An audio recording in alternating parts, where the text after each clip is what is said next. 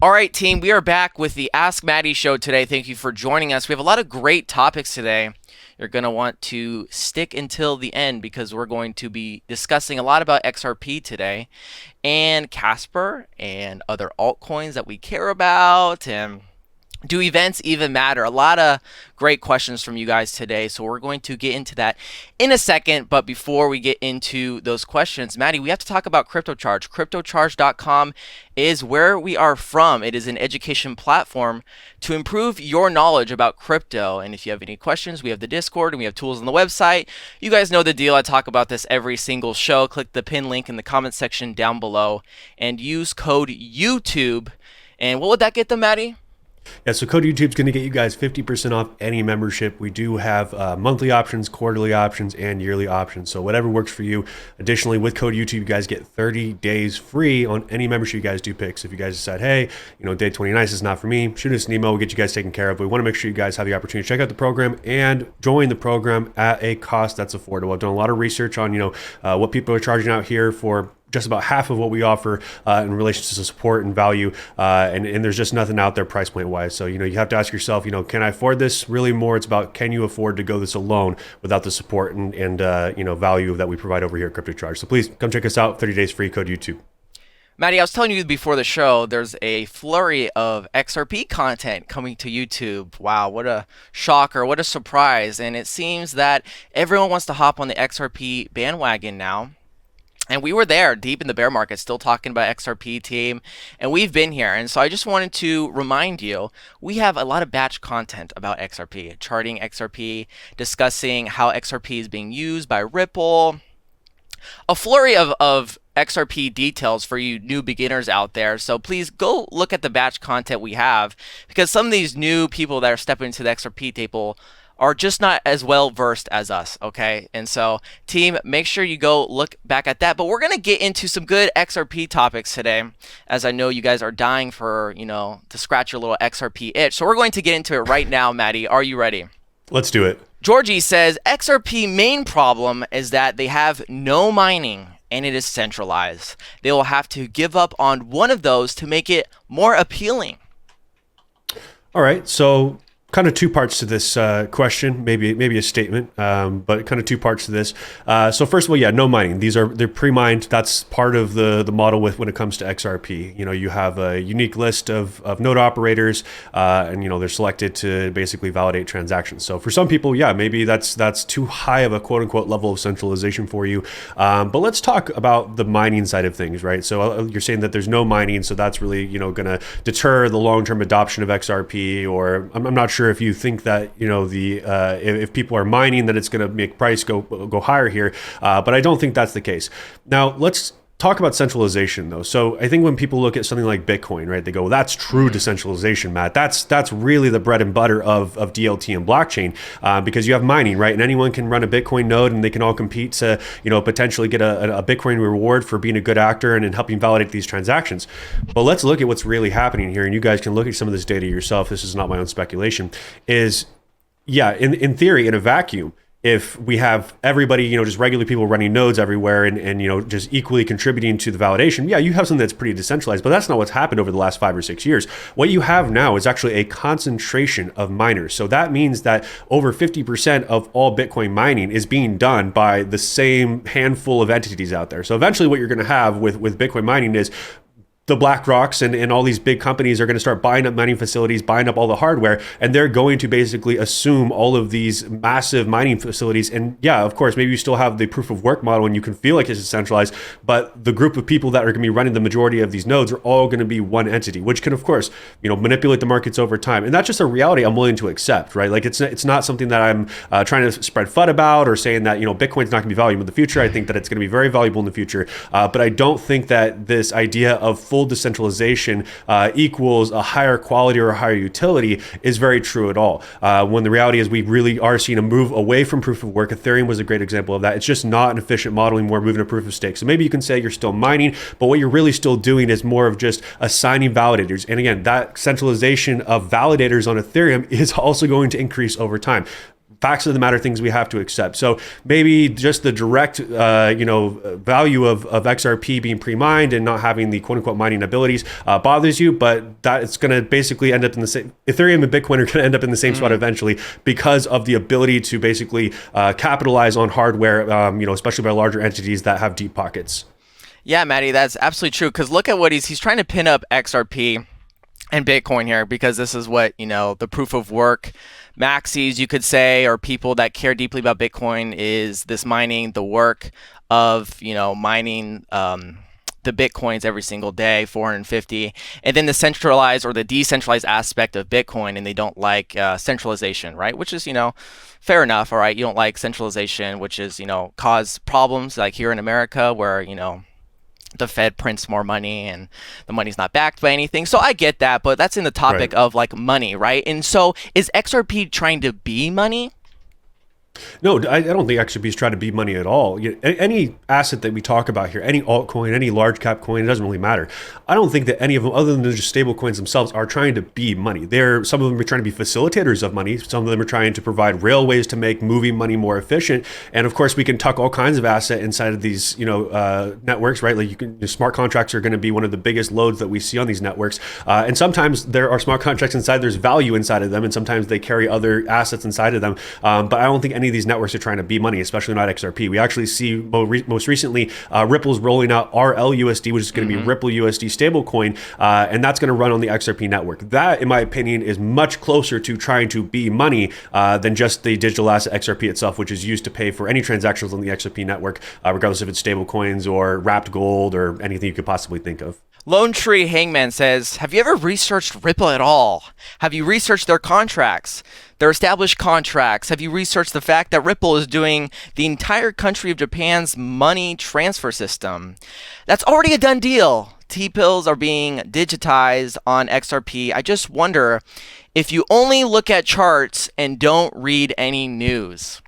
It's actually pretty funny, Matt. You do look at charts. It is funny. I look at charts, and that's my bread and butter, right? Like charts are the thing that makes the most sense to me. It's like that quote from Meme Girls, like math is the same in every language, in every country. So for charts, it's the same way to me. Like, I could share a chart with somebody who speaks zero English in Japan, and they're going to know what I'm talking about if they're a chartist. So I love charts through and through because they tell the story, and they're also going to be the most actionable indicator for us to make decisions. Now, do I ever read about Ripple? Do I ever read about XRP? My brother in Christ, I have been tracking Ripple and XRP for years and years and years and years. And that includes a lot of reading. In fact, I used to have a Telegram group with one of some of my just old buddies that we used to, just do investing chats with. And I eventually started to just create like an archive of documents and updates from Ripple and updates to the XRP ledger. And when someone would ask me, hey, I hear you talk about XRP online all the time, I'd literally just send them the whole packet of like 200 or 300 little like news headlines for them to go read.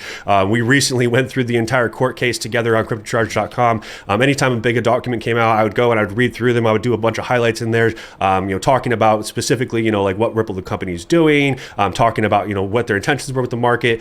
We obviously, track any major new updates with Ripple and XRP. So, maybe we don't talk about all of those things here on the show. Again, we have to do a lot of research and do a lot of time preparing these things. So we try to reserve a lot of that deeper dives for our audience over at cryptocharge.com. But I absolutely am a huge believer in the combination of fundamentals and technicals. If you guys watched our show for any amount of time, you guys know that I could say technicals look nice here, but like what is the story behind this asset? Like what is the value? What is proprietary about this compared to everything else is out there? So I would never be ignoring huge fundamental catalysts that could eventually propel the value of XRP forward by seeing more partnerships with Ripple and opening up those ODO corridors and things like that. So absolutely aware of that. I'm excited about everything that you mentioned in that comment. I think it's all very, very excellent use cases and really legitimizes what's happening with XRP. So and I would say that's also kind of what keeps me going with XRP, right? If I was strictly focused on the charts, I'd probably have quit already, right? But that's not the reality. I know what I hold. I know that it's incredibly valuable, and the more time that we have studying this type of asset, and the more sandboxes that we get to show other companies of how successful this product is, really gives us a high probability of long-term success for XRP. So the fundamentals are really what's locking me into XRP for a 10 plus year position for some of my position versus some of these other assets where I'm like, it's a good project, but I think we're going to get something stronger over time. I'm going to sell most of these. Whereas XRP, I'm like, I'm keeping 30%, right? Like I've had so many good opportunities to scoop up price at these low levels. And I plus see this long-term fundamental vision. So got to hold some of it long-term. So yeah, brother, absolutely. Fundamentals are crucial to having faith in your projects, in your portfolio long-term. But I am a whore for the charts, right, Matt?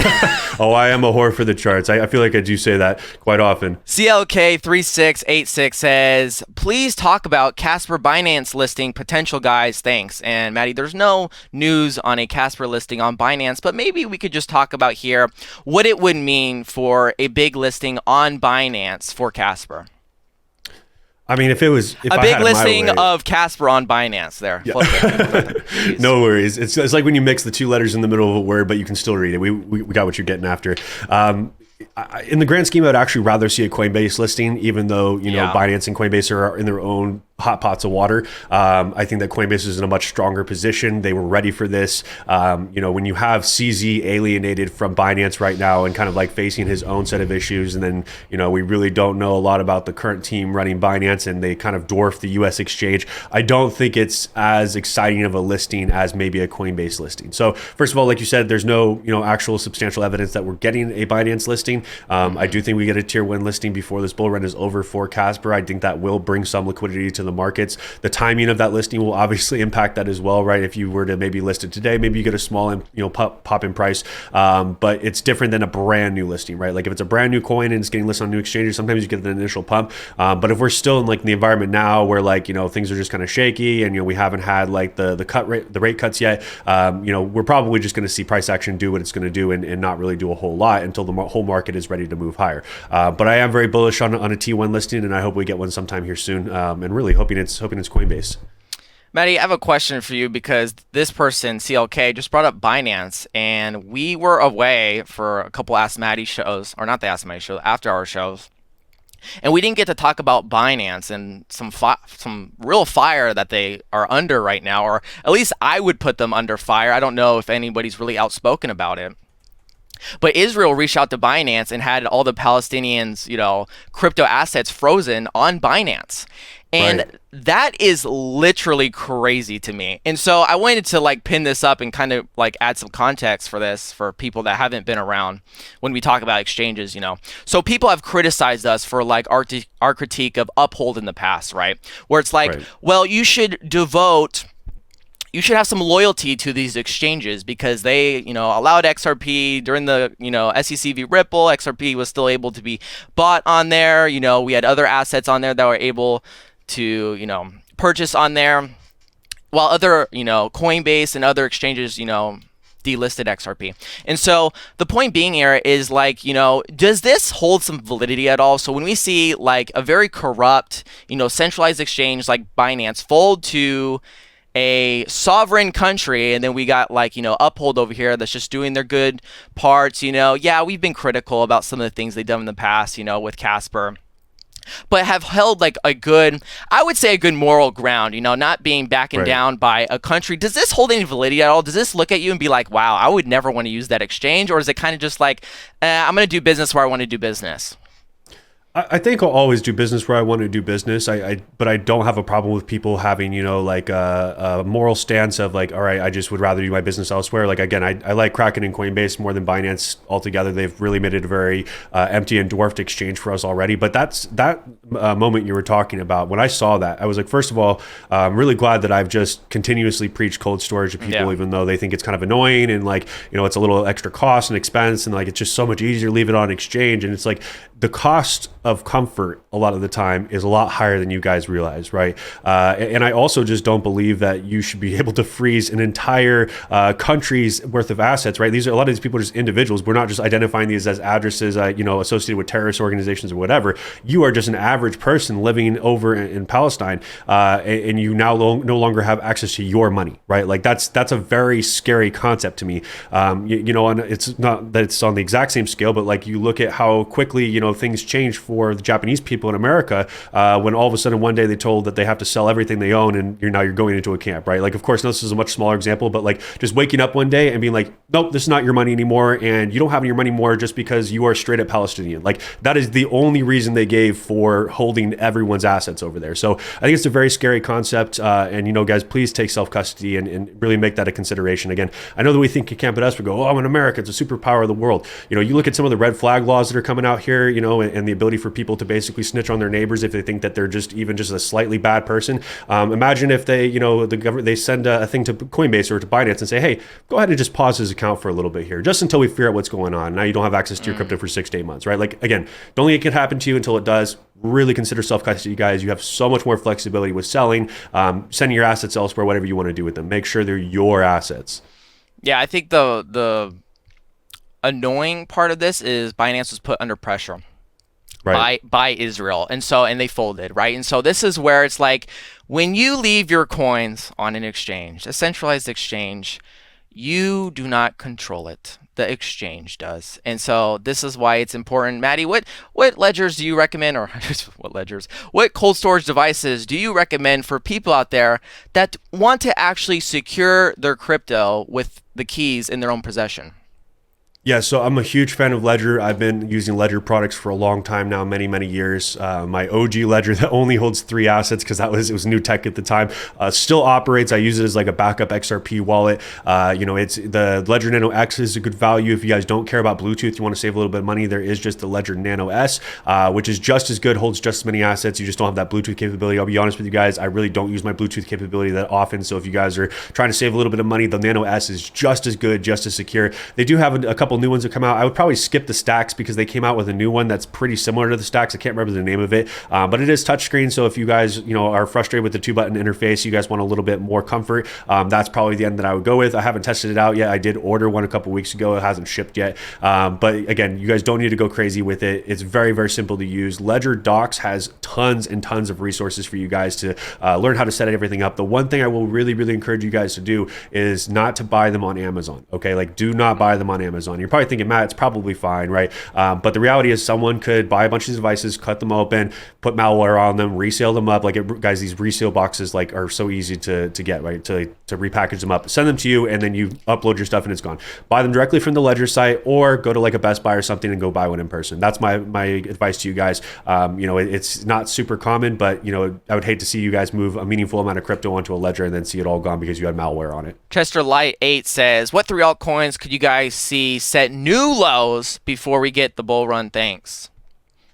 Yeah, so probably, I guess, out of the stuff on my watch list, some stuff that's kind of teetering at the lows right now, at least 2 of the swing trades that we're in right now. One of them is going to be Illuvium, which is a gaming-based token, and that strictly is a technical swing trade for me. I'm not really long-term bullish on some of these gaming coins just because I think there's a lot to iron out in the gaming space. That's going to be one of them. Sushi also is kind of teetering at the lows right now. If we were to see, some additional sell pressure on Bitcoin, let's say Bitcoin were to move down to like the high 40s, low 50s, I could see Sushi setting potentially a new low here. We do have Casper already kind of poking some new lows, so I don't know if that really counts. But I would say if I were to give you one more that hasn't poked new lows, if we were to get an aggressive decline in Bitcoin, again, maybe another $5,000 to $7,000 to the downside, paired with a little rise in dominance, maybe Algorand could poke a new low here as well. And all of those, I think that are projects I would add to if they poked a new low there. But again, I'm still just waiting for Bitcoin to give more confirmation. We're still kind of just toying around in this range. Not a ton has changed in the macro, but those are 3 that I'd probably be paying attention to: would be Algo, Sushi, and Illuvium. Well, from where do news events even matter?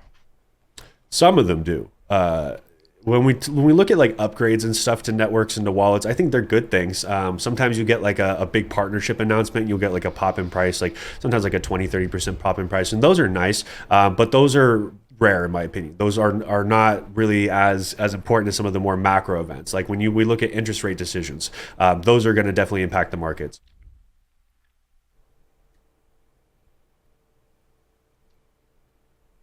So when we have FOMC, that's going to be one of the bigger events that you guys want to look at. when we look at economic policy, that's going to be one of the bigger impactors of markets when we get NFT non-farming payroll reports. So it's going to be, the job claims that we get in there. That's going to be an important factor that can, affect the markets, because they basically are trying to guess the sentiment of what the Fed's going to do next with cuts, rates, or staying the same. When we get inflation data, CPI, that's going to be data that we want to look at, and that is important data and a good news event that can move the market. So I think that really the news events that matter to the markets more are going to be ones that are more focused on the macro economy as a whole. And I think you can also look to some other larger countries, and when they put out their inflation data and their unemployment numbers and their rate decisions, those are also things to pay attention to, especially when you look at larger companies like Japan, countries like Japan. Those are interest rate decisions that I pay attention to as well. But again, I think it's really more about the macro events than it is more about like the micro events, other than maybe just like huge partnerships. Like if, let's say, Ripple's like, we're live with Bank of America, that would rip XRP probably a 2x in a single day. But other than that, I think that really it's more about the macro stuff. It'd rip it at 2x and then it would come correct, right? And correct. Good 618. Team, this was a great show. A lot of great topics today. If you got something valuable here, make sure you leave a like. If you have any questions, leave it in the comment section down below. Bring some good questions. You guys have been bringing some decent questions, but continue to bring them. As you know, we're going to be discussing probably next week a lot about Casper and a lot about our favorite altcoins. So make sure you stay in tune next week. I have to say one more thing. Click the bell down below to know when our shows are premiering, right? So there's a bell right below or right next to the subscribe button down below there. And click that bell, and that will give you a notification when our shows are premiering, because I don't know if you noticed, these shows are pre-recorded. We record them right before they go live. Shocker. I see some of you, Patty, some of them in the live chat will be like, is this live? And I'll just like let someone else respond to it because it is funny. It's like, yeah, they're pre-recorded. That's great. But then we premiere it later. So, and you'll get the latest up-to-date information there. We usually, after our shows, put up as quickly as possible. And if you really want live shows, we only do one live show, okay? It's called the Crypto Charge Live Show, and you can go onto the website and watch it every day there. So those are live, baby. Team, we will see you guys next week. Bye.